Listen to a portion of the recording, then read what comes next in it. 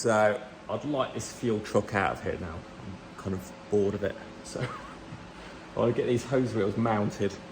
And to do that, I was going to have a bit of board across there, but it'd be just wrong under checking. It'd be a bit of a head basher.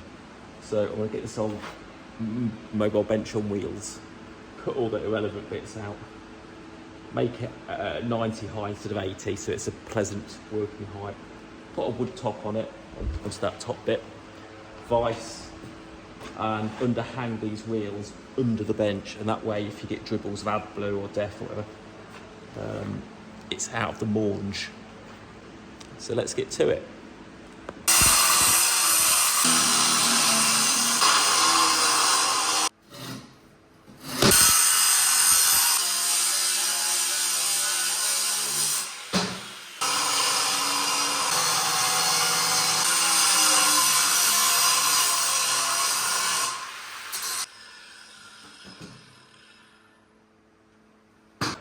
I've just done an upside down dress rehearsal, chalked this plate down. I'll whip these off now and then get these drilled, flip it upside down, and so it looks again. Got them all marked, we get them dot punched, just got the mag drill out, and then I'm going to put a 12mm hole in there.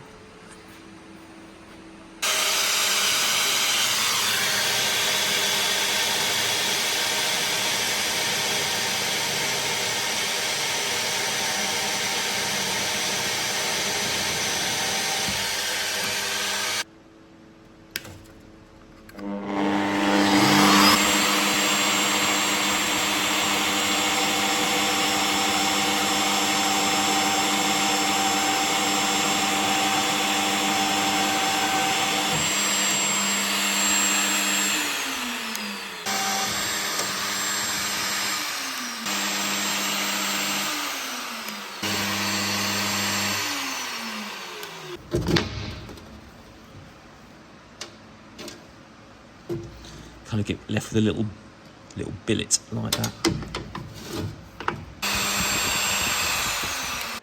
Here's the last one.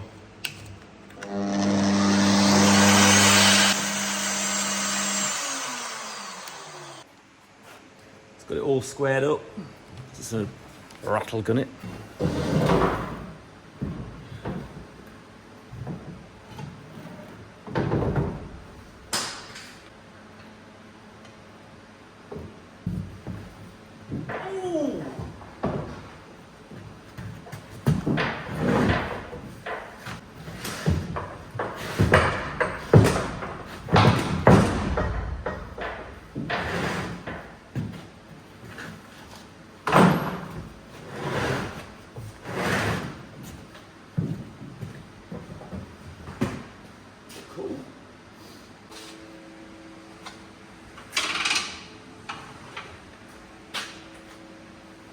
Cool. So I could just about get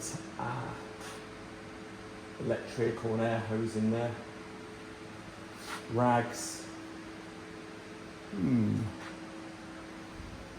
So I'm just starting to bolt the frame down now. Bit of a close-up. It's quite satisfying really. I'm using, well, pretty much everything I've used is scrap. Even these old bolts are recycled. Might be the new norm now.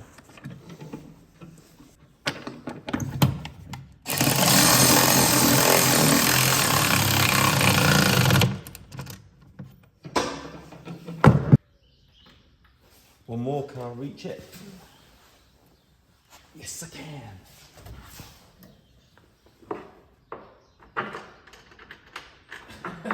Can't be at both places at once.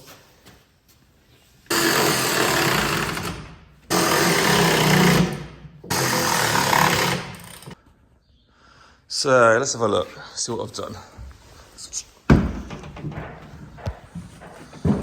So Max has restored this vise, he's stripped it all down, cleaned the threads up, lubed the threads. That's tickety-boo now, so if you want to change points or something in the field and you just need a bit of a third hand, it's nice to have a vise with you. Put some wood on the top. This is just old scrap. I was literally going to weigh it in. Just put a prop in here last night because I thought if you're bashing on there, you need a bit of struttage. Got the reels in there all protected now because we all know what happens to nice things. So they're all covered up. Just got to bolt this cube down now. Might move it a little bit nearer. So I'd like to put, well, spare oils in here. I've got a bit of room, so I want hydraulic oil, several grades of engine oil, a bit of back end oil, or 2 grades of back end oil now. Sort an exhaust out in this compressor to get the fumes out. Put a new, under the starter, solenoid on it, because that one didn't last. Yeah, and start filling it up. Oh, and there's some spanners in here as well. So my basic plan is to have a low-end workshop, or just stuff to get you by if you're servicing the combine in the morning, or a leg or bearing failure on a machine, just so you can get by. Yes, there's curtains on this side, if you see them up there. We largely don't open them. Door from the back, but yes, and now, oh, I didn't show you. This, obviously the curtain will cover this, but I made this thing because I don't like the nozzles. If you lay them down, all the juices come out and rust and rot and decay anything on the floor. So if you leave them upright, you don't get the weep out the nozzles. So I made this little holster to hold them.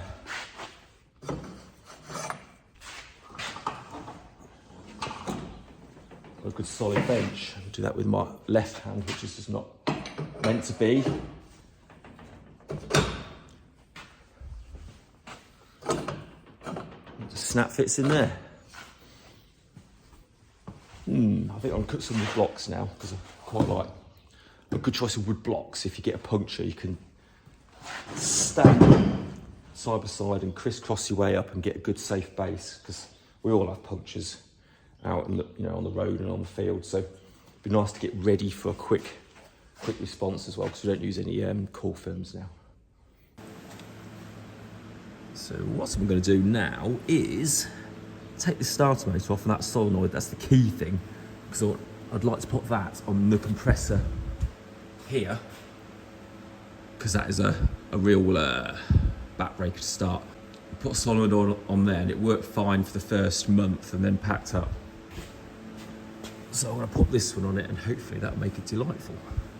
This came from a guy who did a lot of shot blasting and it was lagging in it, so I wouldn't be surprised if it's got glass or silica or grit shot in it. Just give it a squirt of that for kicks.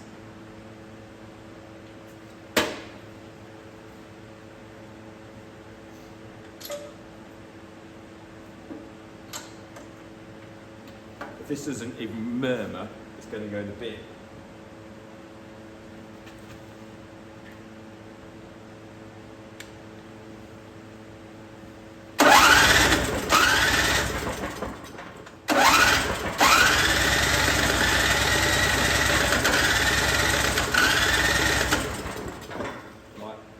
That's enough of that.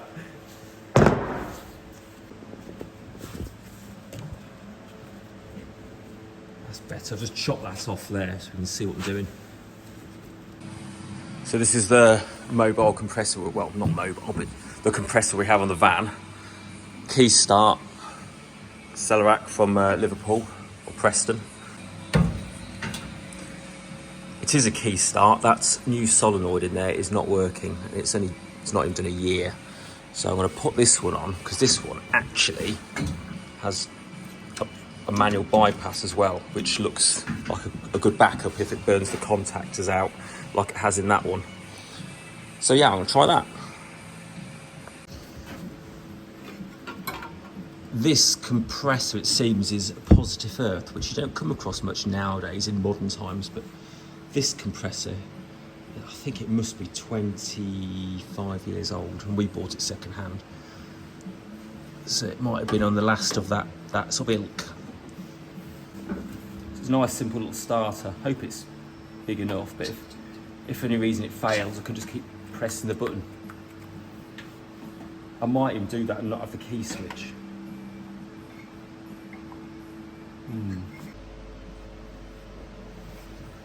quick test. I've just put a booster pack on to see if it will go the right way. So they're like sparks. So I've got the start all plumbed in now. Got the button thing here. There. I need the ignition on to make the spark, it seems. Just need a bit of petrol. Put some nice petrol in it, a bit fresher than the last stuff. It's a big, wide, flat bottom tank, so it's a bit vulnerable to being empty. Oh.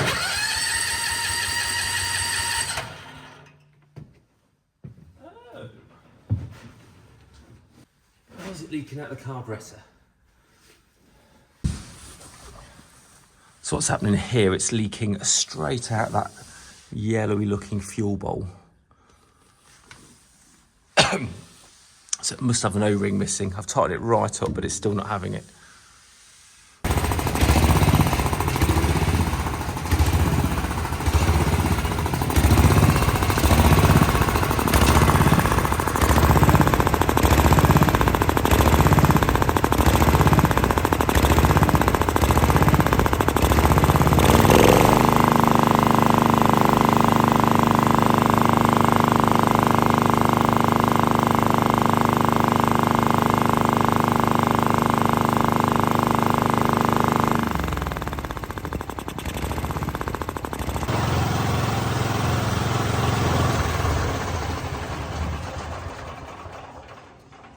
Well, I don't know if that's right or not.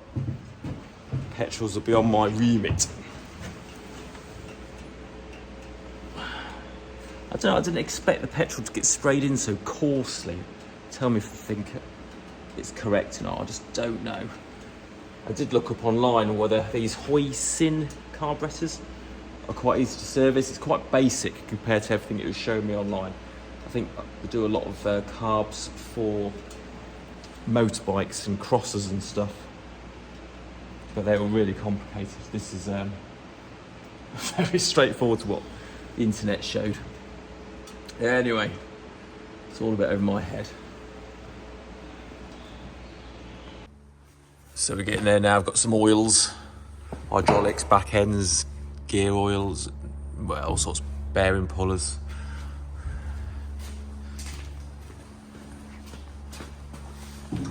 Toolbox. I've just put the DEF tank in. Just been recirculating it around, so if there's any residual crystals in this pipe, it'll tease it back out. Hopefully, I don't know if crystals will reformulate, but we'll see.